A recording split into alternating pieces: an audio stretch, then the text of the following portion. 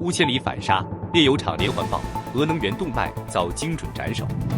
乌军多线反扑，俄军挂旗击灭，乌军铁锤炸穿俄阵地。乌克兰援助体系升级，俄罗斯经济命脉断流。克工或已无法停战，扎卢日内发出警告。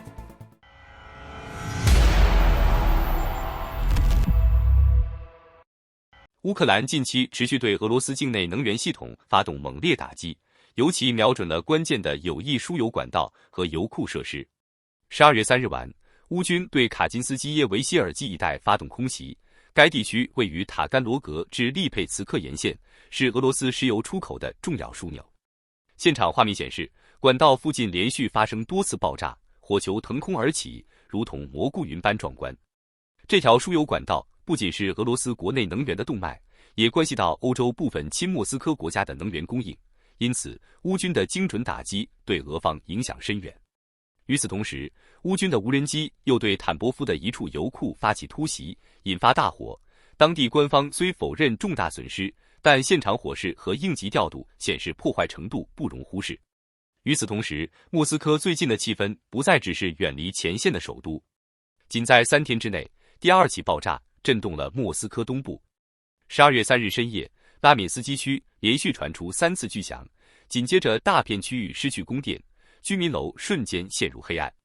社交平台上传出的影像显示，街区像被掐断了电源，窗户与街灯几乎没有一丝亮光。俄方媒体先是低声带过，随后又急忙声明称电力系统已恢复。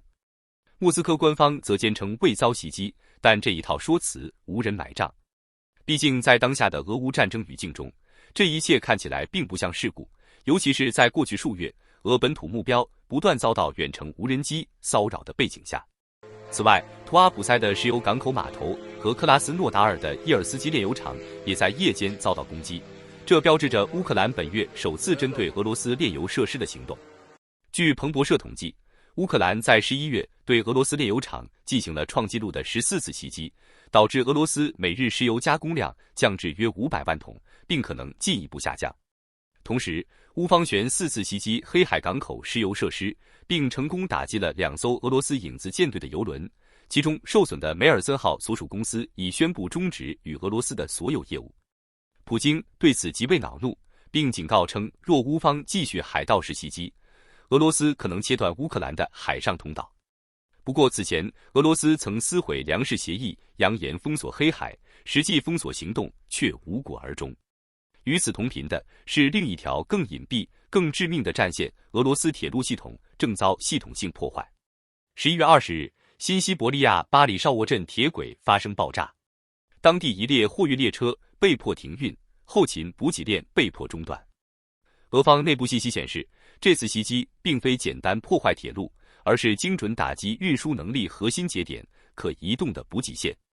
战火拼未停在后方腹地。仅8天后，11月28日夜间，布良斯克州乌涅恰火车站发生猛烈爆炸，一列运载燃料与润滑油的列车被点燃，多个油罐被摧毁，爆燃造成2次冲击波，附近铁轨被撕裂。铁路这个俄罗斯工业与军事运输的动脉被直接切断。持续到2025年下半年，乌克兰不再只袭击边境不给站，而是沿着铁路、货运节点与兵站系统全面下刀，甚至出现莫斯科方向的列车被迫中断的案例。简而言之，乌军正在把战争变成一场工业战，谁的补给先崩，谁就先垮。俄罗斯铁路公司已经向克里姆林宫递交紧急救助请求，称预算出现巨大漏洞。尽管俄方低调处理，但内部测算显示资金缺口或达2000亿卢布。然而问题在于，莫斯科自己也在钱荒。外部制裁、持续军事开支、地方财政压力叠加，剩下的钱要先守住战线，还是守住基础交通？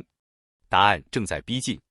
铁轨被炸，列车被点燃，欧洲这边却加速抽离俄罗斯。波兰与德国签署联合声明，加深防务合作，同时强调摆脱对俄能源的依赖。对于仍在俄天然气与铁矿链条上挣扎的莫斯科而言，这是经济战与能源战的双重紧箍咒。另外，12月2日夜间，乌克兰无人机跨越前线超过1000公里，对俄罗斯车臣共和国境内实施打击。现场画面显示，古德梅斯的阿赫马特军团基地发生爆炸，同时阿齐霍伊马尔坦地区的联邦安全局大楼遭受重创，屋顶坍塌，建筑碎块散落一地。俄方防空力量声称，当晚共拦截45架无人机，其中4架在车臣上空被击落，但车臣领导人拉姆赞卡德罗夫对此保持沉默。这次罕见的纵深打击表明基辅正尝试把战火延伸至敌方后方军事设施之内，在东部前线持续激战的同时施加新的压力。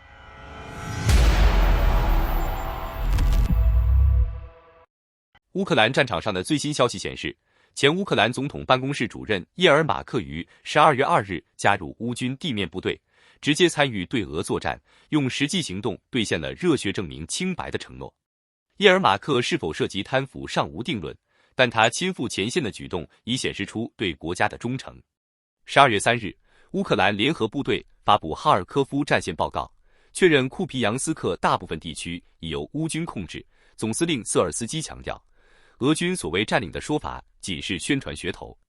乌军在城内调整了战术布局，通过更加灵活机动的防守反击，封锁了俄军侦察与破坏小组的渗透路线，同时推动局部清剿行动，遏制俄方企图在分割区域站稳脚跟。双方的交火因此进一步激烈。消息指出，乌军收复了一个据点，并通过 AASM-250 铁锤航空炸弹摧毁俄北方集群的防御工事和兵力集结点。清剿渗透城西的俄军后，乌军推进至奥斯基尔河沿线，围绕渡口和桥梁展开激烈争夺。如果控制这些交通枢纽，库皮扬斯克战斗将告一段落。利曼方向仅发生小规模冲突，乌军兵力已达7个旅，防线稳固。与此同时，沃夫昌斯克也成为争夺焦点。俄媒继宣称，在波洛瓦亚街和杰列尔纳街建筑上插上俄军3色旗，并声称已控制该城，但乌克兰方面迅速驳斥了这一消息，指出这是俄军制造的摆拍胜利。实际上，这支俄军突击队很快被乌军消灭，城市内旗帜并未长时间飘扬。瑟尔斯基指出，随着美俄外交活动的增加，俄罗斯可能会继续通过制造所谓虚拟胜利，向国际社会施压，以争取谈判筹码，而这些胜利在战场上并未真正获得。乌克兰第16军及其他部队仍在沃夫昌斯克作战，稳住防线，遏制俄军推进。空军也加入作战行列。数小时前，一架米格29战机对增援的俄军部队投掷了锤子炸弹。现场画面显示，俄军控制区上空浓烟弥漫，乌军空地协同支援行动显著增强地面部队作战能力。库皮扬斯克和沃夫昌斯克作为哈尔科夫要塞中的关键城市，一直是俄军声称即将拿下却未成功攻破的重要据点。另外，波克罗夫斯克依然是焦点战场，乌克兰方面正式否认此地失守，重申他们仍然控制着这块关键要塞，并在城内持续清剿俄军残余力量。根据当地时间12月2日 RBC 新闻援引乌克兰总参谋部的报告，乌军仍掌握铁路线附近北部城区，意在进一步剿灭俄军集结点。据悉，目前俄军控制约 66% 地区，乌军掌握约 31%， 其余为灰色区域。乌军通过反攻基本控制西南方向的 M30 公路，东北方向掌握关键 T05、15公路，同时收复了罗金斯克与里夫内2个关键村庄，为长期作战奠定条件。俄军虽频繁发动攻势，昨日共72次突袭，并投下150枚滑翔炸弹，多数无效，更像是打卡行为。乌军斯西德作战司令部通报，波克罗夫斯克搜查突击仍在继续。俄军趁浓雾入城挂旗拍摄的行为已被清剿，当日歼敌445名，并确保通往波克罗夫斯克及米尔诺赫德的额外后勤线畅通。此外，为应对长期鏖战，乌军正在外部至米尔诺赫拉德的道路上修建额外补给线，以保障持续作战能力。波克罗夫斯克的巷战和周边布控再次体现出乌克兰对关键据点的顽强坚守，也显示出俄方宣传与实际战场控制之间存在明显差距。另外，法国 Ascent 军事分析师克莱门特·莫林及其团队发布了顿巴斯地区防御态势图，显示乌克兰在顿涅茨克和周边未被占领地区建立了完整防线，分布着5个重要城市与大部分设防阵地。另一张分析图表明，如果这些领土被无抵抗地移交俄罗斯，乌克兰西部作战区域将完全暴露，俄罗斯军队可迅速推进至纵深作战区。这也解释了普京希望通过所谓停火获取顿巴斯的战略意图，先取得控制，再在后续几个月甚至1年内发起进一步攻势。扎波罗热州胡里亚波尔方向，乌军牢牢挡住俄军南推，多路进攻被击退。西维尔斯克战场也逐渐活跃，俄第3军在该方向发起进攻。12月2日，乌克兰远程无人机袭击俄罗斯奥廖尔州利夫尼区燃料与能源设施，造成火灾，无人员伤亡。防空部队击落45架无人机，民防与救援人员在现场工作。坦波夫州油库及沃罗涅日州储油罐也遭无人机袭击，引发火情，相关州长已向俄国防部通报。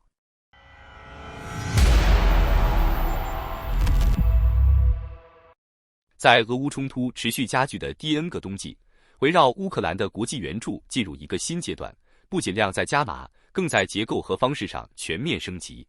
加拿大打响头炮，外交部长梅拉尼·乔利亲自宣布，渥太华将通过北约援助采购并使用美国武器机制，拿出2亿美元专门采购美制装备。这意味着乌军可以更快、更精准地获得适配前线需求的武器系统，而无需在复杂的合同审批和信用链条中耗费额外时间。加上此前半年内的一系列援助，加拿大对乌总投入已经飙升至8.9亿美元，堪称北美盟友中对乌态度最坚决的国家之一。紧随其后的是挪威。这个北欧能源大国原本以谨慎著称，如今却在援乌问题上愈发果断。外交大臣埃斯彭巴特·艾德宣布再拿出5亿美元，从美国直接采购武器并定向输送乌克兰，没有中间环节，没有象征性姿态。这种只给是援助，无疑体现了盟友之间的默契。钱必须用在能立刻改变战局的位置上。对北约而言，挪威的举动不仅补位加拿大，更强化了联盟内部援助的协同性。每个成员国不再单打独斗，而是在共同武器供应链框架下分工协作。德国也没有缺席这波援助浪潮。外交部长马德普尔宣布新一轮扩容包2亿美元用于采购武器装备，重点强化乌克兰的防御能力与持续作战能力。更值得注意的是，德国还另外拿出2500万欧元投入前线官兵的非战斗保障，从冬季保暖装备到医疗救助资源，这些软性支撑往往决定了士兵能否撑过严酷的冬季战场。与此同时，德国继续向乌克兰输送防空硬货。最新一批 IRIS-T-SLM 防空系统已经交付，今年这是第3次交付，总数达到9套。乌军士兵在11月初完成德国培训，如今这套系统已经成为基辅抵挡俄空袭的骨干力量，超低空拦截、城市防护效果显著，被乌方称为守城神器。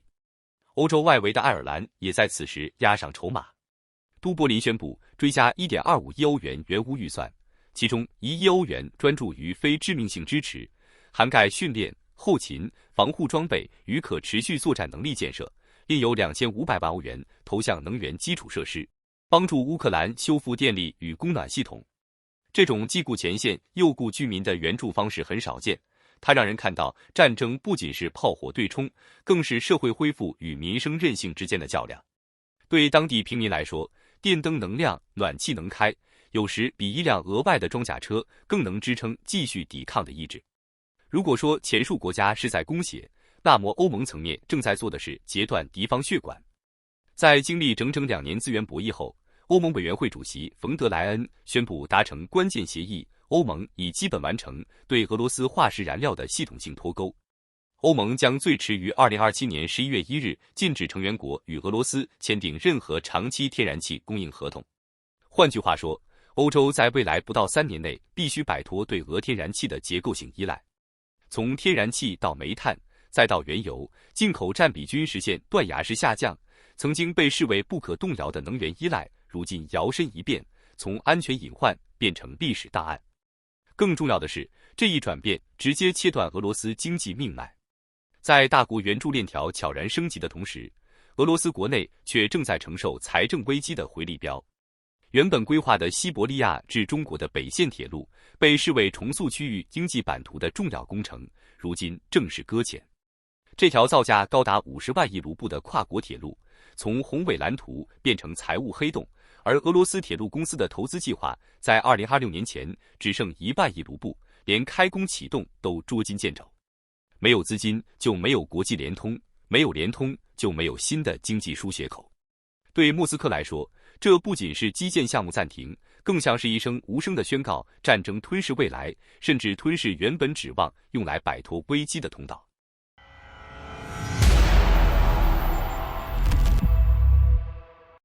据 NBC 新闻披露，克里姆林宫在特朗普和平方案的关键3项要求上没有退让迹象，包括全面掌控顿巴斯地区、限制乌克兰武装力量规模，以及要求美欧承认俄方已占领的乌克兰领土为俄罗斯领土。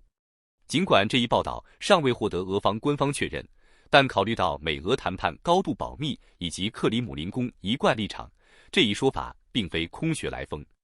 在我看来，其可信度相当高，也与乌克兰及欧洲现阶段的底线完全相悖，意味着俄乌之间几乎不存在谈判空间，战争只能继续延宕。稍早，《华尔街日报》则从美国情报系统与多位俄问题专家处获得另一层判断：克宫不是不愿停战，而是无法停战。当前停火会给其带来巨大的国内政治风险，如何向民众解释伤亡与经济代价？为何发动战争？这些问题一旦被摆上台面，将直接动摇普京政权的核心稳定。换句话说，战争的不确定性已成为克宫的安全区，而停战后的不确定性才是最危险的。因此，克宫更倾向于将战争拖入漫长消耗战。即便控制了乌克兰全境，他们依旧可能无法宣告结束，因为俄罗斯无法给出一个明确的胜利指标。在这种逻辑下，战争甚至可能外溢欧洲。此举既是维护权力结构的一种方式，也是避免面对国内追问的代价。经济学家安德斯·奥斯伦德指出，从战况与动员情况看，俄罗斯已经不再追求传统意义上的胜利，拖住战局本身就是利益所在。战后，包括囚犯兵在内的约200万俄军士兵将重返社会，他们都将追问一句：这一切到底是为了什么？而克宫没有令人信服的答案。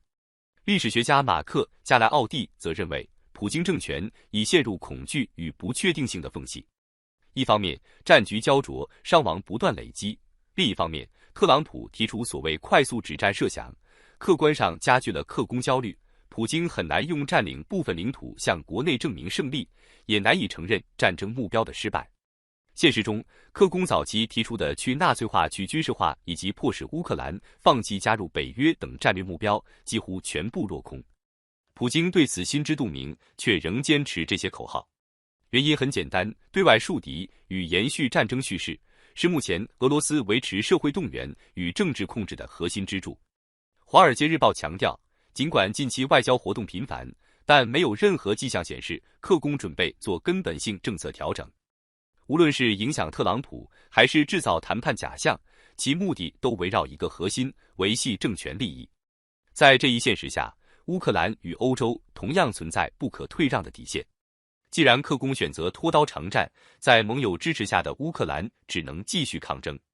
值得注意的是，乌克兰前总司令、现任驻英国大使、未来可能参与总统大选的瓦列里·扎卢日内提出了另一种可能。他直言，战争未必以一方彻底胜利告终，更可能以长期冻结结束。我们当然希望看到全面胜利，俄罗斯帝国解体。但历史告诉我们，战争并不总是以明确的胜负收场。二战是罕见例外，绝大多数战争不是双方共输，就是双方都坚信自己赢了。扎卢日内的判断是否会成为现实，我不做过早评论。我仍坚持此前观点，只有俄罗斯才能击败俄罗斯，就像苏联最终毁于苏联自身一样。如今的情况更加复杂，特朗普虽加强制裁，但其政策摇摆，逻辑常常自我反转，使他成为影响俄罗斯未来的重要变数，而非稳定的政治力量。他并不像拜登或多数欧洲国家那样坚定站在乌克兰一侧。特朗普有自己的大盘考量。当媒体提及28点框架协议时，也曾指出原方案是30点，是克宫坚持删除了2条。这一细节也说明，普京今天的目标不是停战，而是避免停下。因此，现在的局势非常清晰，俄罗斯对伤亡与消耗毫无顾忌，战场上仍在不断推进。乌克兰与欧洲没有退路，只能选择继续抗衡。真正危险的是接受一份脆弱和平，那会让风险在未来全面爆发，成为更深层次的灾难。对于乌克兰与欧洲而言，他们无法承担这种代价。好的，感谢您一口气看到最后了，这是对我们最大的鼓励和支持。要看最全面、最及时准确的战场热点报道更新，就请每日锁定新冷战情势。如果您喜欢我们的节目，也请您点赞、留言、订阅，把视频分享出去，让更多的人看到这个节目。想要赞助我们的朋友，可以打开超级感谢打赏赞助，帮助我们能持续做出更多好节目。谢谢大家。